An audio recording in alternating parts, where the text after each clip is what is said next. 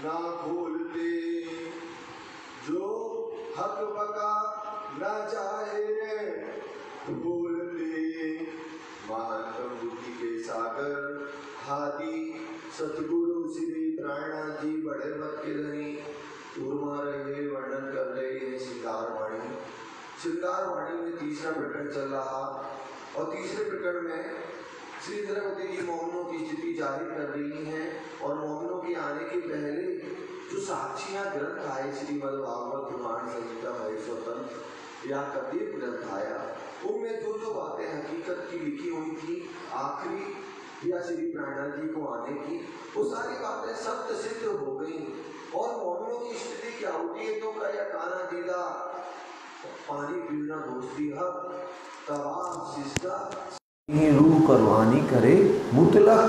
हे सुंदर साथ जी, मोमिनों को तो खाना दीदार राज्य के दर्शन ही इनका खाना है और पानी पीना दोस्ती हक। और पानी पीना क्या है? राज्य के प्रेम में ओतप्रोत हो जाना, एकाकार हो जाना। राज्य की ये दो क्या है? पानी पीना है। और ब्रह्मज्ञान परिक्रमा भी राज्य से एक किन के लिए भी अपने को जुदा नहीं करती हैं और केवल इनका परिणाम अंतरस्करण से राज्य के लिए ही होता है, माया के लिए नहीं। इनके दिल में मुतलक दृष्ट होता है। तो यही बात है मोहम्मद साहब ने पहले से आकर के कुरान में साक्षी ग्रंथ में लिखवा दिया था कि मोमिन जब आएंगे तो कैसे कैसे आएंगे और उनकी स्थिति क्या होगी, जो पहले से लिखवा दिया था सुंदर साथ जी। वो सारी बातें सत्य घटित हुई और कैसे अगर दर्शन नहीं होते प्राणनाथ जी के अंदर साक्षात राज्य के लोगों के दिल में तो इमामत कैसे करते? जो उन्होंने एक इमामत करी, सबको एक परब्रह्म अक्षरातीत धनी की पूर्ण पहचान सबके दिल में समाहित करी। अगर उनके दिल में साक्षात राज्य के दीदार नहीं होते तो सुंदर साथ जी ये जो दुनिया है ना 14 तक ये चमत्कार को ही मानती है।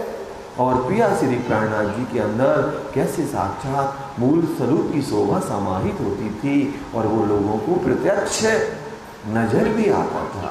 तो कैसे लोगों ने प्रत्यक्ष दर्शन करे राज्य के और उन्होंने इमामत करी और जो शास्त्रों में साक्षियां थी वो सत्य साबित हो गई। जो लिखा हुआ था धर्म शास्त्रों में भविष्यवाणी कि भविष्य में कौन आएंगे, प्रिया श्री प्राणनाथ जी आएंगे, कल की अवतार आएंगे, वो सारी बातें घटित हो गई जो कल हमने श्रवण किया हुआ था। उसके आगे आज का वर्णन है। अरस बका द्वार न खोलते, अरस बका द्वार न खोलते। अब प्रिया श्री प्राणनाथ जी अखंड परमधाम के दरवाजे तारतम ज्ञान के द्वारा अगर नहीं खोलते तो क्यों होती सिफायत मोहम्मद, सो क्यों होती सिफायत मोहम्मद। तो कैसे जो मोहम्मद ने साक्षी दी, जो हमारे ग्रंथों में जो साक्षी दी वो कैसे सत्य सिद्ध होती अगर प्रिया श्री प्राणनाथ जी अखंड परम धाम के दरवाजे नहीं खोलते, एक परमात्मा की पहचान दुनिया में जाहिर नहीं करते। तो जो सिफायत पहले से लिखी थी धर्म शास्त्रों में वो कैसे सत्य सिद्ध होती? हक के बोले सब मिले। और वो राज्य की बातें जो सब मिले, जो पहले से ही राजी ने जो साक्षी ग्रंथ में लिखवा दिया था, वो सब बातें सत्य सिद्ध हो गई। जो काफर करते थे रद, और जो काफर करते थे रद, जो काफिर लोग, बेईमान मुनकर लोग, जो परमात्मा के ऊपर ईमान नहीं लाते थे, धर्म शास्त्रों में जो साक्षियां लिखी थी वो कह रहे थे कि ये सब झूठी लिखी हुई है, तो वो सब क्या हो गए, वो रद्द करते थे कि झूठी हैं, वो सब सत्य साबित हो गई जब हमारे पिया श्री प्राणनाथ जी आए और उन्होंने एक परब्रह्म अक्षरातीत श्री राज्य की पूर्ण पहचान दुनिया में पूरी परम धाम 25 पक्ष की शोभा को दुनिया में जाहिर कर दिया।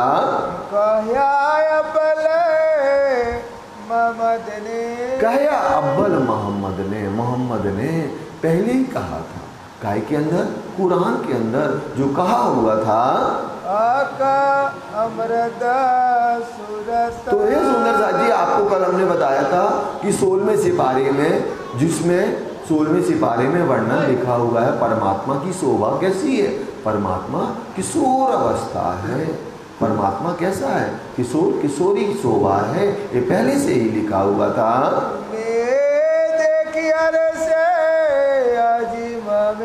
और कहा हुआ था ये जो परमात्मा खुदा अल्लाह ताला की जो शोभा है वो हमने कहाँ देखा, अरस जी अखंड परम धाम में हमने साक्षात किशोर अवस्था अपने प्रीतम की दूल्हा की देखी हुई है। और वो कैसे 16वें सिपारे में महराज की रात्रि में वर्णन आता है, तो वो कैसे मूल मिलावा पहुंचे, और मूल मिलावा में जब पहुंचे और कैसे पहुंचे आपको पता है, रब रब का तखत आया, अक्षरधाम के आगे जबराइल फरिश्ता भी नहीं जा सकता था, लेकिन रब रब का तखत आया, इस काया राज्य का प्रेम आया, प्रेम के द्वारा उन्होंने 100 सीढ़ी 20 चांदे को पार करके और 4 चौरस हवेली को भी पार किया, और पार करके उन्होंने कहाँ पहुँचे, मूल मिलावा के अंदर, और उन्होंने परमात्मा की शोभा, प्रीतम की शोभा, धनी की पूर्ण शोभा को देखी, और देख करके भी आप क्या होगा, देखी बस नहीं, उनसे बातें हुई। बातें जब हुई तो उन्होंने राज्य ने इनसे 90,000 हरफ बातें करी, और 90,000 हरफ में आदेश हुआ कि शरीयत और तरीकत के ज्ञान को तुम जाहिर करना, और जो ज्ञान और विज्ञान मतलब हकीकत और मार्फत का ज्ञान है वो मैं खुद आकर के जाहिर करूँगा, लेकिन शरीयत का कर्म का ज्ञान दुनिया सबको देना, लेकिन उपासना का ज्ञान कोई के अंदर पात्रता होवे तो ही देना, बिना पात्रता के मत देना, और मैं हकीकत और मार्फत खुद आकर के जाहिर करूँगा। और सुंदर साथ जी क्या देखा, मोहम्मद साहब ने हौज को देखा। हौज एक काय में वर्णन आता, 30वें सिपारे की एक सूरत है इन्ना आतेना में ये शोभा का वर्णन आता। हौज कौसर को देखा, हौज कौसर की शोभा शब्दातीत है, ये सुंदर साथ जी, और मोहम्मद साहब को ये शोभा भी दे दी राज्य ने, काय की इस झूठे ब्रह्मांड में हौज कौसर तालाब की, जैसे मानिक पहाड़ की शोभा किसको है, श्री इंद्रावती जी को है, और सुंदरबाई को क्या शोभा है, पुखराजी पहाड़ की हौज कौसर की शोभा किसकी है, मोहम्मद साहब की है, और 7 घाट किसके हैं, महाराजा छत्रसाल जी को शोभा दी। ऐसे शोभा पिया श्री प्राणनाथ जी ने इन मोमिनों को दी हुई है, तो उन्होंने हौज को देखा कि कैसे 128 हाथ का हौज कौसर तालाब बना हुआ है, रंग महल से 4.5 लाख कोस की दूरी पर, जिनमें कैसे बीच में टापू महल बना हुआ है। ऐसी शोभा को देखा कि इन्होंने मोहम्मद साहब ने जमुना जी को भी देखा, कैसे जमुना जी पुखराजी पहाड़ से प्रकट होती हैं और 9 लाख कोस की दूरी तय करके हौज कौसर तालाब में समाहित होती है। वैसे जमुना जी भी देखी, जिनकी अनंत शोभा, अनंत रंगों का जल, दूध से ज़्यादा सफ़ेद, अमृत से ज़्यादा मीठा, तीव्र गति से कैसे विचरण करती हुई, और ध्वनि में राज राज श्यामा श्यामा के मीठे मीठे स्वर निकलते हुए ऐसे हौज जोए को मोहम्मद साहब ने देखा, जो इन्ना आतीना में वर्णन किया, और बाग देखे कैसे पूरा परम धाम में वहाँ बगीचों की शोभा आई हुई है, नहरों की शोभा आई है, फूलों की शोभा आई है। ये सारा इन्ना आतीना में मोहम्मद साहब ने 30वें सिपारे में वर्णन किया है। जल जिमी अरसा मोला तो। और क्या देखा? वहाँ की जल को देखा। हर जगह पर कभी हम जाते हैं तो कैसे नहरें बनी हुई हैं, कभी महानद को देखा, कभी सागरों को देखा, जहाँ पर हर जगह पर नहरों की शोभा है। जल को देखा। जिमी, जिनमें क्या है? नरमाई है, शीतलता है, प्रकाश है, खुशबू है और चेतनता है। सारी शोभा को देखा मोहम्मद साहब ने, और इन सब का वर्णन कुरान के अंदर किया गया है। और यही वर्णन काय में किया गया? महेश्वर तंत्र में भी सुंदर साथ जी वर्णन आया हुआ है। और देखी न्यामत, और पूरे 25 पक्ष की नियामतों को देखा और बयान भी किया है कि वहाँ फलों की शोभा क्या है। अति कोमल नरम फल हैं वहाँ के, और जो स्वाद लेना चाहती है आत्म, वह स्वाद उसमें मिलता है।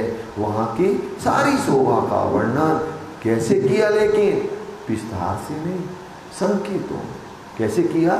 संकेतों में वर्णन किया कि कैसे पश्चिम की चौगान है 9 लाख बाई 4.5 लाख कोस की, जिसपे हमारे धनी शहर करते हैं। कभी फूलबाग, कभी नूरबाग का वर्णन है, लेकिन संकेतों में विस्तार से तो किन्होंने किया?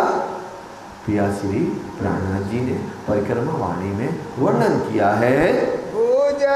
जाहिर करी कई बात, गुज जाहिर करी कहूँ बात है। गुज बातें जो दुनिया में आज तक किसी ने एक शब्द का भी वर्णन नहीं किया, निराकार ब्रह्म से आगे कोई नहीं कर पाया।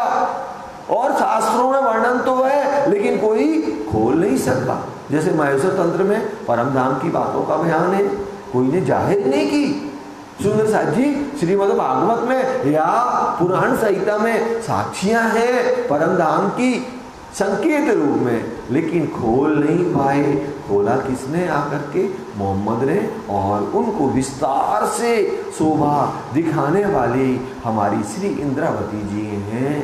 सुंदर साथ जी एक और बात है, इंद्रावती जी को केवल या तो श्री लगाइए या इंद्रावती जी बोलिए। इंद्रावती जी साक्षात परमात्मा है।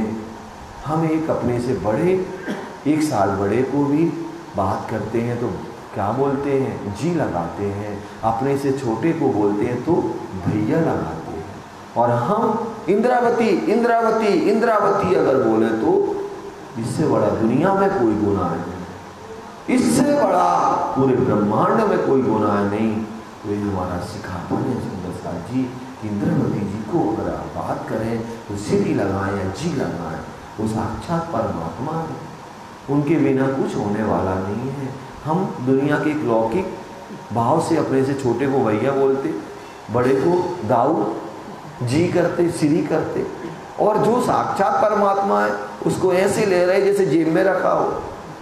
ये थोड़ा सा सोचने की बात है। तो इंद्रावती जी ने कैसे विस्तार से बयान किया हुआ है।